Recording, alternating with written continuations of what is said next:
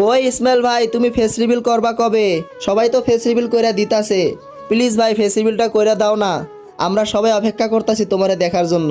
হয় ইসমাইল ভাই, শুধু আমরা তিনজন কেন, তোমাকে দেখার জন্য হাজার হাজার মানুষ অপেক্ষা করতেছে। তাড়াতাড়ি ফেস্টিভ্যালটা কইরাই দাও না ভাই। ওই আমার এই ইসমাইল ভাই, তুমি কবে ফেস রিভিল করবে গো? তোমার ফেস দেখার জন্য আমি অনেক আগ্রহী গো। তোমরা চিন্তা করো না, আমি অতি তাড়াতাড়ি ফেস রিভিল করে দেব। আমি ভাই এতদিনে ফেস রিভিল কইরা দিতাম, তবে আমার একটা ছোট্ট আশা যে ভাই আমার যখন ইউটিউবে ভাই 1 লক্ষ সাবস্ক্রাইবার হবে আমি তখনই ফেস রিভিল করব। তো ভাই আমার ইউটিউবে কিন্তু ভাই প্রায় 44,000 সাবস্ক্রাইবার হয়ে গেছে।